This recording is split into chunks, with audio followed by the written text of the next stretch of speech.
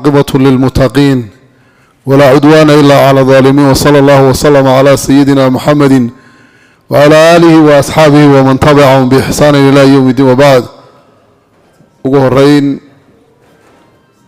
waxaan idinku salaamayaa salaanta islaamku isku salaamo aadka u qiimaha badan leh ajr la iska abaaliyay ajr kale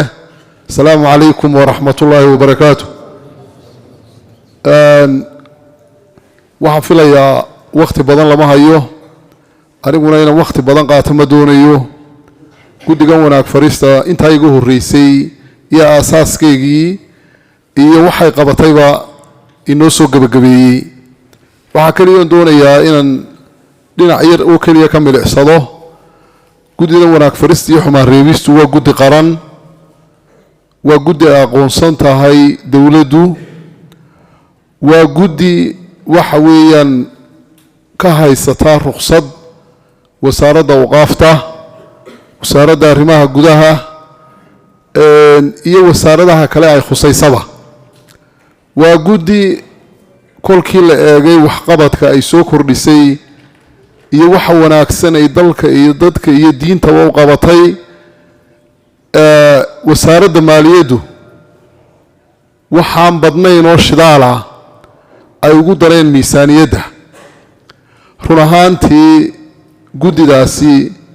wajaala meelaha ay sida fiican uga hirgashay bay noqotay waxaan odhan karaa saddex arrimood baa u sabab ahaa waxa weeyaan mid weeyaane awoodaha dowladda oo la isku barbartaagay hadday noqoto booliiska hadday noqoto garsoorka iyo maxkamadaha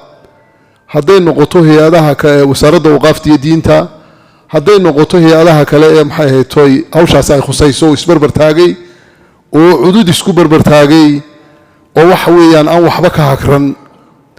talabaad ee soo raacday iyaduna u sabab noqotay inay si fiican wajaalo uga hirgasho waxa weeyaan culimada ku midaysnayd imikana ku midaysan guddida iyo waxqabadkeega ta soo raacday ee saddexaad oo ahayd dadka acyaanta ah ee laga soo sheekeeyey allah u naxariisto godka ha u nuure waxaana guddidan soo maray iyo dadka maxay ahaytoy aan guddidanba soo marin ee guddida taageerayaasha u ahaa oo dadkii acyaantii magaalada miisaanka ku lahaa ahaayo waxa weeyaan iyaguna aan waxba hakran run ahaantii dowladdu si waxa weeyaan mugle oon hakrasho lahayn oo miisaan badan bay u barbartaagan tahay hay-adda wanaag farista iyo xumaan reebista waxqabadkeegana way la socotaa waxaa og tihiin oo waxa weeyaan aan laydinka warramayn wajaala meelaha laga dabarjaray diincaygay ku jirtaa sababaha ay ku dabargo'dayna waxa weeyaan dadyowgii maxay ahaytoy dembigaa gelayay riddada ee diinka baxa ah ee shacabka ahaa markii meel la saaray waxa weeyaan waxay muteen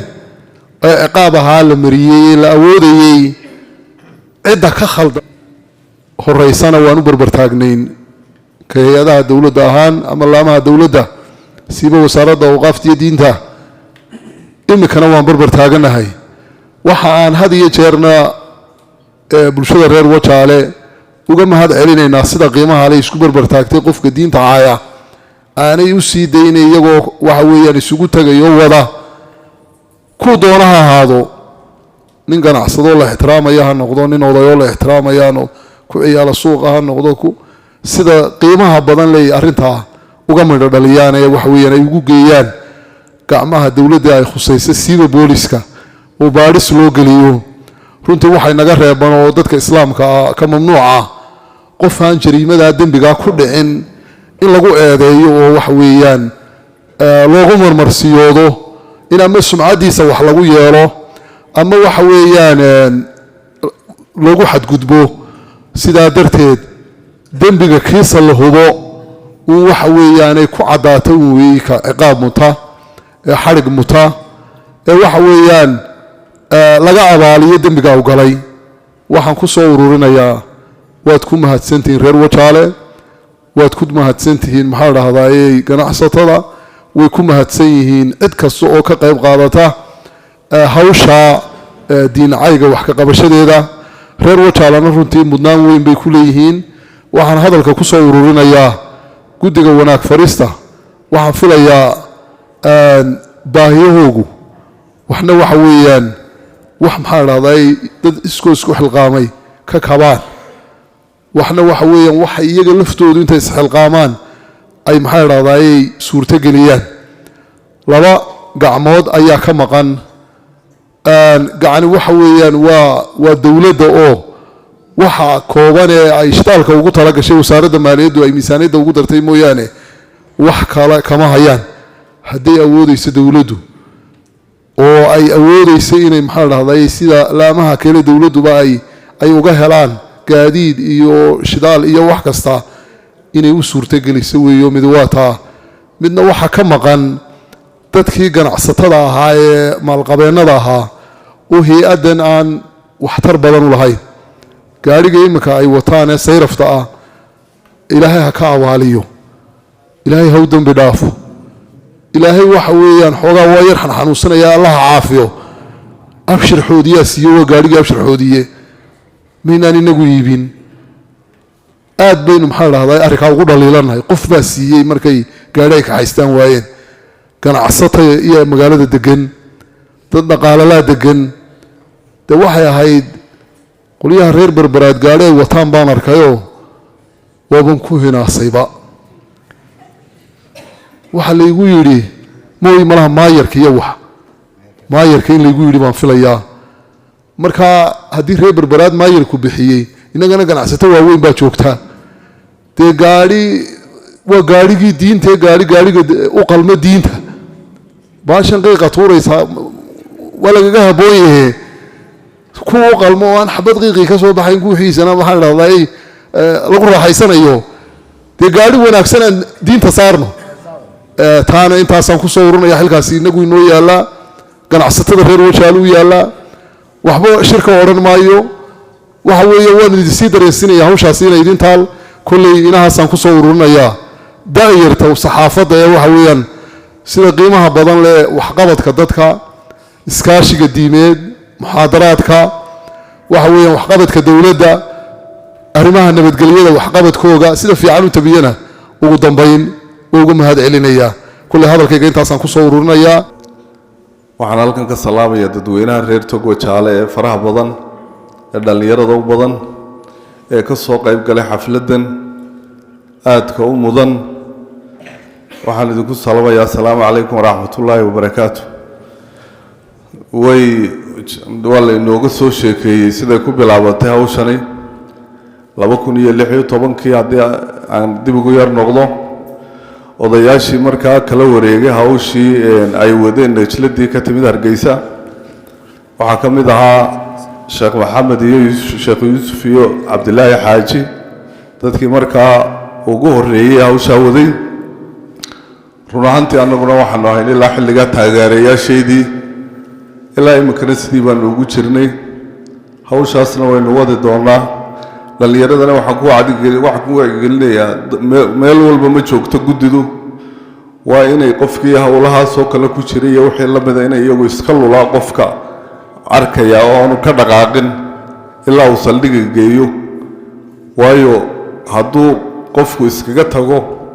dee qofkii kalena wuu iska tegayaa siyaabo badan oo dee aad booliska u gaadhsiin kartaa jirta waa in gacanta lagu geliyaa sida uu sheekhu sheegay markhaatiyadana waa in la adkeeyaa intaa haddaan halkaa ku dhaafo waxaan ku dari lahaa laba dhacdo yaryaroo intaa aan taageerayaasha nasladda ka mid ahaa aan la kulmay dhacdada koowaad waxay ahayd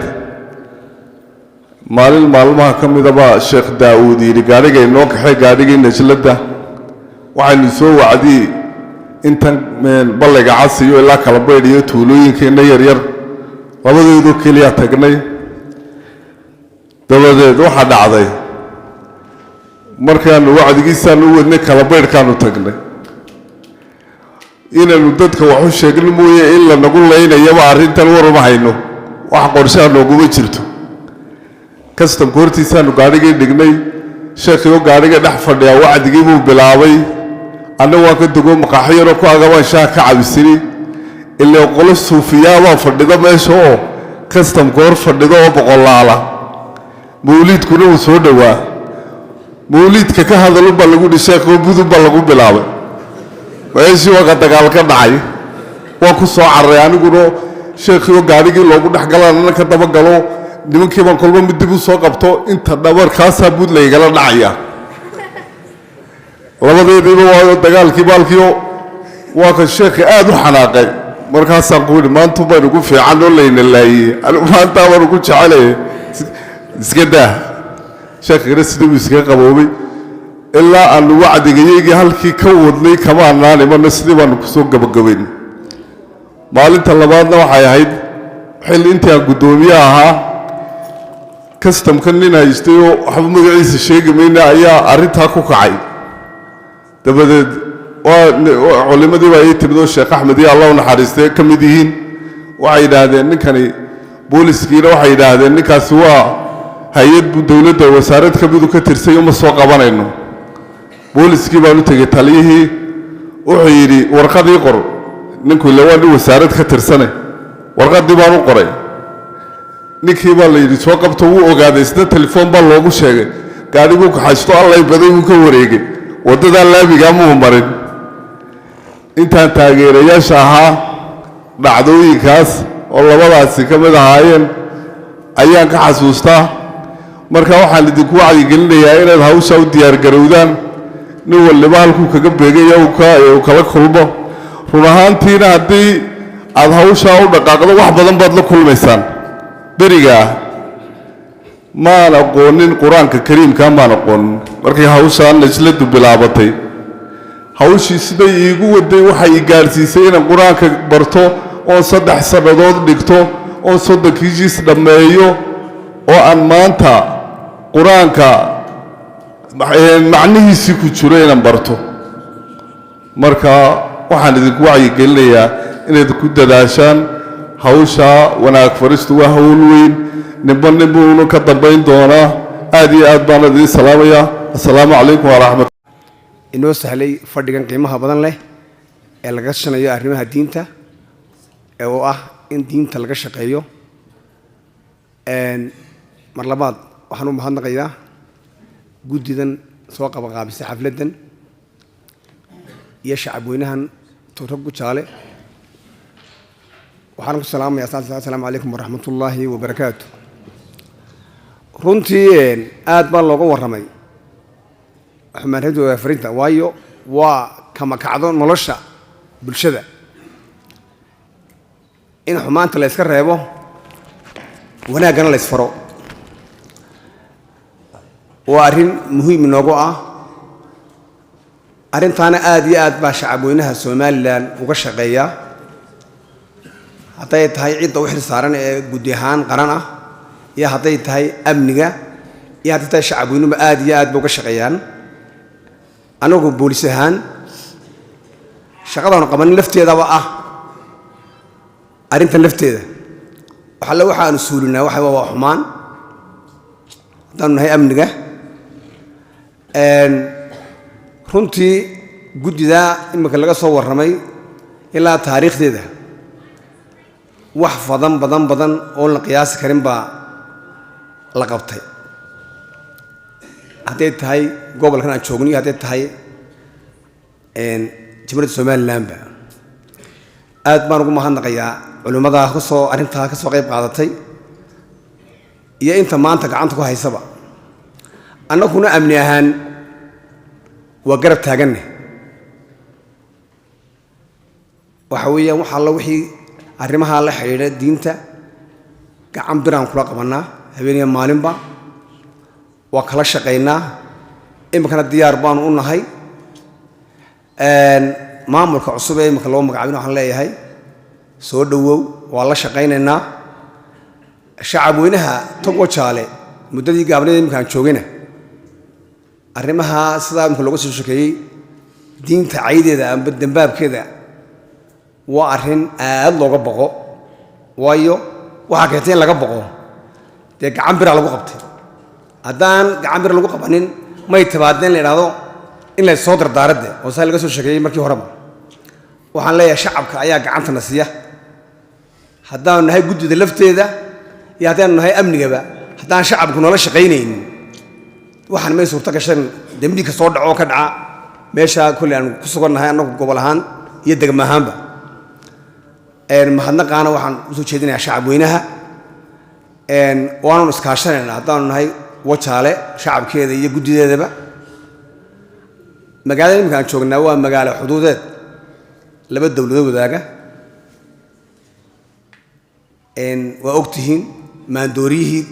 inuu berigii hore ku ahaa sidaa imika dee diintaba loo suuliyey xumaanteedii ciddii dembi ka gelisay ayaa loo suuliyey xumaantii kale ee maandooriyihii ahaa umul khabaa'is imika waxaad arkaysaa haddaad saldhiga marto dembiyada ka dhacay imikaas wajaale 80% bay markii hore ahay maandooriyuhu maanta 10% ma aha uu dabago'ay qofkii markuu ogaaday inaanu gacan inuu ku dhimanaya wixii uu ka baxay xadka aad iyo aad bay u yaraatay maandooriyihii ka jiray wajaale imika dariiqii wax marayo sakraasan shacabku hadday arkaan markaba way soo tabinayaan ma baxsan kara hadduu hal qof yahay hal qof hadduu soo galo magaalada wajaale oo sakraani intaan ciidanka soo gaarnay shacbiga 40 ugu fiqay halkaan ma maray iskaashigaasaan guusha ku gaadhnay iyo shacbiga nala shaqeeya annaguna diyaar baan u nahay sidaa marka ay loo ala cibaadihi alladina istafaa ilaahay baa mahad subhanahu wa ta'ala marka koobaad iyo marka labaadba ina waafajiyay fadhigan qiimo badan iyo taladan qiimo badan aynu halkan iskugu nimi ilaahay baa mahad subhanahu wa ta'ala min fadlihi wa karamihi wa ihsanihi waxaan u mahad celinaynaa degmada wajaale madax yami jaba anigoo si gaar ah u mahad celinaya taliyaha bilayska oo hawluhu imika wada wanaagoodu ay hargeysa nagu soo gaareen iyo waxqabadkiisuba runtii oo waliba hawlaha diinta oo maanta maxkamadii waxa weeyaan militariga aan soo maray barqadii annagoo hawsha taliyaha shaqadeedii ay ka socotay ilaahay miisaanka xasanaadka u saaro hawl qiimo badan oo aad iyo aad u qiimo badan buu qabtay si gaar ah ugu mahad celinaynaa dhiiranaanta iyo shaqada qiimaha badan waxa kale oo mahad celinaynaa dhammaan culimada reer wajaale guddiga wanaag fadhis iyo xumaan reebista ganacsatada runtii waxaan aad iyo aad qalbigayga u xaganaya hadalkaygana caawa inaan aad ugu koobaan u jecelahay inaan u ducayno maanta degmada wajaale oo runtii muddooyinka dambe sixirka uu ku yara dhibaato noqday oo dareemina degmada wajaale inay tahay meel ka calaamadsan jamhuuriyadda Soomaaliland oo aan is oran karo waa loo soo wada marti tagaa runtii waan xusuustaa hadday burca tahay iyo hadday hargeysa tahay hadday tuulayaal miyiga tahay oo khayrka laga wado waxa loo soo marti tagaa oo aad loo yimaada degmada wajaale waxana lagala tagaa mar walba iyagoo wixii loo socday khayrka ahaa si wanaagsan u qaabilay oo cudul baan bixiyay waxa jirtay bari dhaweyd macad leedaa xaaxi oo ka furan bariga hargeysa in halkan guddi ka socota ayaa igu mahad celinayeen in laga soo tabantaabiyo si wanaagsan looga qaabilay ilaahay waxaan uga baryaynaa degmada wajaale sixir bararka imka ay ku jirto in ilaahay ka qaboojiyo ilaahay waxaan uga baryaynaa sixirka in ilaahay ka fariisiyo nabiga kaleey salaatu wasalaam markii la weydiiyay sixirka waa kii yiri ilaahay baa sixirka gooyo oo fariisiya marka inuu ilaahay sixirkeedin qaboojiyo idinkana dajiyo runtii waxyaabaha ay maanta la baxadayaan waxa kamid ah in ay lacagta deganeen oo marba ay si u boodayso dadoo qofka ganacsada aha wuxuu wax ku iibiyo oo walaac badan ka galayo ilaahay subhanahu wa ta'ala waxaan uga baryaynaa mar labaad iyo mar saddexaadba in ilaahay ka qaboojiyo sixirka maanta ku kacsan meel wanaagsan ku farxan ilaahay uga dhigo waxaan runtii mahad celinayaa guddiga wanaag fadhiis iyo xumaan reebista ee degmada Wajaale iyo gobolkooda Sheekh Xasan hogaaminayo oo si weyn iskugu duuban si weyn isku ixtiraama markaanu gabiilay nimaadna Sheekh Xasan wuxuu raacay waxa naga madaxsan reer Wajaale ina Mariya reer Wajaale markaanu nimaadnana waxa la ahaan Sheekh Xasan aan aragno talaabo qaadameen sida isku ixtiraamaan iyo sida isku xuleeyeen baan uga mahad celinaynaa runtii waxaan rabaa inaan dhowr qodob sheego walaalayaal wanaag fadhiis iyo xumaan reebista taariikhdeedana hal qodob baan ka noqonaya cidda ka shaqaysana inaan aad isku dul taagama raba wanaag fadhiis iyo xumaan reebista saddex qolo aad uga shaqeeya waxa ka shaqeeya najlada isku xisaabta wanaag fadhiis iyo xumaan reebista waa kow waxa laba ah ama kowdaba kala qayb galaya ciidamada biliiska jamhuuriyadda Soomaaliland oo wax kastoo guddida aragtay oo gacanta ku soo qabtay waxa saddex ku ah maxkamadaha qaranka reer Soomaaliland oo marka loo geeyo dambiilaha iyaguna halkiisii ugu xulguta saddexdaa dhadhaar ayaa waxa ka soo sheekeynaysa oo dhan in laga shaqeeyo oo meel la mariyo lagu guuleysto runtii iska kaashaday waxaan aad iyo aad ugu mahad celinayaa ciidamada biliiska gaar ahaan oo wax kasta oo nashadu loo timaado gobolada dalka oo dhan anigu maraa ergaabaan maraa laascaanood baan maraa dhammaantood waxay iskarab taagaan wixii ay guddidu waxa weeyaan ay ula timaado inay la qabtaan dacwadda saa looga shaqeeyana nabigeena calayhi salaatu wasalaam saddex darajo ayuu ku sheegay in wax la qabto mar ra'a minkum munkaran cidda ummadeeda kamid xumaan aragtaa falyuqayiru biyadihi gacanta ku suulisay waa dawladda iyagana ilaahay kala xisaabtamaya iyagana ilaahay ajir ku siinaya maanta waxay ka qabtaan waayo shacab waa shacab waxba isma dheera qaybta labaad waa fa bilisaanihi waa culimadu in afka ka hadlaan oo dhahan wanaaga hal la qaato xumaantana hal iska ilaali darajada saddexaad waa fa qalbigeeda meynaan gaadhino waa meel hoose taa waynu ka sarreynaa saddexdaa qaybood ayaa camalka guddida wanaag fadhiis iyo xumaan reebista runtii ka shaqeeya dadku yaani mooyeen najladu ka shaqeyso waxaan oran karaa ciidamada biliis ee maxkamadu haddaanay nala qabanayn diin ayna maanaan qabanaan manaanan ka guuleysanayn iyaga soo qabta iyaga xukuma laba talaabo ku suushay guddidana waxa isku xir saartay inay ku dadaalaan ay labada gacmood soo gaarsiiyaan waana xadiiskii nabigeena calayhi salaatu wasalaam taariikhda guddida waxaan ka xusayaa qofka bilaadanka markuu wax qabanayo waa saddex darajo inuu israa wax qabo uu wax wanaagsan qabto waa darajada ugu wanaagsan iyo inuu israa wax qabo oo wixiisu aan badnayn laakiin shaqadiisu ay kooban tahay iyo inuu israa wax qabo uu simbir ruuxdo wixii uu meesha ka saaro guddiga wanaag fadhiis iyo xumaan reebista taariikhda ugu weyn waxa weeye 22 sano shaqaynayso falilahi alhamdu wal minna waxa ka mamnuuca khilaafaadka culimada waxa la yiraahdo khilaafaadka culimada guddiga wanaag fadhiisto culimada reer Soomaaliland oo dhan markay guddiga wanaag fadhiista joogaan waa uliyo diirkeed dhammaan anigu miis baan isku wada keenaa haddaan berro baahdo hodheel guuleed waxa weeyaan magaalada jooga Hargeysa magacu doonaha yeeshay way isku wada imanayaan laakiin aan markaan ka maqanay isku imanayaan guddiga wanaag fadhiista xumaanta miiskeeda way isku wada yimaadaan meel kale isku yimaadaan taana waxaan ay ku timi inaan khilaafaadka culimada aanan ku milmin waxa kale oo ka mamnuuca guddida shayga qabyaalada loo yaqaano ee in badan bulshada ragaadisay iyo maaragtay halka kooban ee reer hebelnimadana waa ka mamnuuc saddexdaa qodob markii meel la iskaga tiiriyey waxay noqotay guddidii cid kasta inay noqoto guddiga wanaag fadhiis iyo xumaan reebista runtii waan ku baraarujinaa dhalinyarada imka xilka loo dhiibayna inay ku shaqeeyaan qodobada oo ay bulshadu mid u ahaato culimadu mid u ahaato dawladdu mid u ahaato qabyaaladuna ay ka reebnaato intii ilaahay sheegayna aynaanu soo dhaafin litacaarafu inaynu isku aqoonsano qura wanaagga iyo sharaftuna inna akramakum cinda allaahi atqaakum cabsidu ilaahay ku sheegay subxaanahu wa tacaala cidda sharafta iyo guusha leh qabiilkana waa la isku gartaa oo waa nasabkii intaas baan rabaa inaan ku soo ururiyo runtii ilaahay subxaanahu wa tacaala waxaan ka baryayaa camalka aynu hayno wanaagsan ciddii sababta u ahayd dhimatayna naxariista janno ka waraabiyo oo la soo sheegay guddiga iminka reer wajaale 3 ka mid inay dhinteen guddoomiyaashii inta bugtana ilaahay inuu caafiyo oo maanta rag ka mid ah guddido laf dhabartii ah loo qaadiyay dhakhaatiir dibadda ah sida Cumar Xaashi oo wada garanaysaan ilaahay caafimaad sareecan inta bugtaa siiyo inta dhimata Allah u naxariisto dhammaan muslimiinta inta dhibaato Allah ka dulqaado inta dhimata Allah u naxariisto reer wajaalana sixir bararka Allah ka jabiyo meel ay ku farxaan ilaahay subxaanahu wa ta'aala uga dhigo dhammaan ilaahay subxaanahu wa ta'aala khayrka hayna waafajiyo dawladda Allah inoo barakeeyo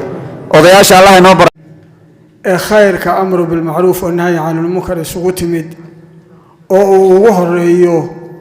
gudoomiyaha lajnada guud iyo xoghayihiisii oo safar dheer noo soo galay si ay xafladda qiimaha badan leh ay noogala qayb galaan xafladuhuna waxay u kala qiimo badan yihiin sida waxa lagu hayaa uu kala qiimo badan yahay xafladda arrinka diinta iyo ilaahay iyo lagu hayaa way ka qiimo badan tahay takubada iyo ciyaaraha iyo dhaqanka lagu hayo way ka qiimo badan tahay ilaahay miisaanka xasanaadka Allah inoogu daro horta halkan waxaan aad uga mahadnaqayaa guddidii hore oo annaga aasaaskayagii ka qayb galay oo na tababaray oo iyagu tala iyo tusaaleba na siiyey Sheekh Maxamed iyo Sheekh Daawud iyo Sheekh Yuusuf iyo ragaasi cishooyinkii kolkayna tababarayeen halkan oo madhan bay keeneen oo yidhaahdeen masaajid baanu ka doonaynaa bal ka waran waa taladii ay na siiyeen waxa ka mid ahayd lajnadiinu shaqayn mayso tii hore gabilay nalada ahayd waxay ku baabaaday gaadiid la'aane gaadiid hal la doono way ahayd khayr Allah siiyo gaadiidkii kolkii loo helayna way dhaqaaqday in guddiga wajaale ragga imika xilka wareejiyay iyo weli sii jooga waa guddidii la nagu gardaadiyay dhalashada guddigii gabilay cishadu dhashay lagu gardaadiyay garbaha ku qaaday tusaale iyo talada siiyay hayna khayr Allah siiyo talabaad waxaan idin sheegayaa wajaale in waxyaalaha ay macruuf ku tahay waxa weeye in xagga deeqsinimada iyo waxbixinta ay maamuus badan ay ku leedahay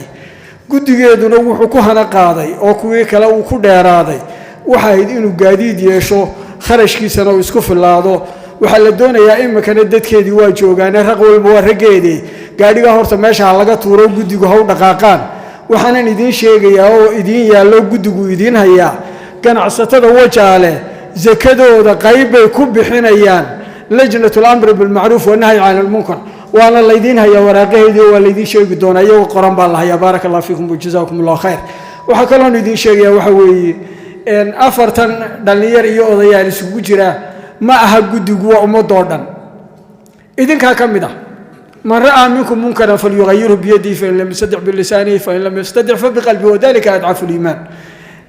guddigan anu ka socono hawshaas anu ku soconnaa waxbaa la isku sheegaa waxbaa la ismaqalsiiyaa waxa weeye shimbirtu waxay ku duushaa labada baal jidhkeedii kalena labada baal baa sidoo la duulaya qofku wuxuu ku socdaa laba lugood labada lugood wuxuu sidaa madaxii iyo calooshii iyo intii kale dhan buu sidaa guddigu waxa weeye waa lugaha lagu socdo iyo baalalka shimbirtu ay ku duulaysa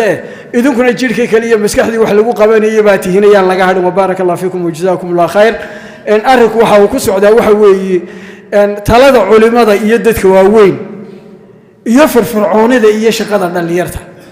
waa qori isku dhiib bay adduunyada ku socotaa waxaan ilaahay subxaanahu wa ta'aala inooga baryayaa guddiga wajaale caawa aynu u dhiibnay waxaa laga yaabaa ragga meesha jooga ragga u weyn baan ka mid ahay ilaahay subxaanahu wa ta'aala tawfiiqda iyo wanaagga Allah siiyo kuwii maamuus iyo ixtiraam ku yeelo Allah ka yeelo ilaahay subxaanahu wa ta'aala waqtigu inagu yaraa dheeraade waqtigeena aynu joognay miisaanka xasanaadka Allah inoogu daro waqtiyo badan baa meelo badan lagu qaataaye ku jannada la inoogu qoro Allah inaga yeelo waxaan ku soo dhaweynayaa gudoomiyaha guud ee lajnada Somaliland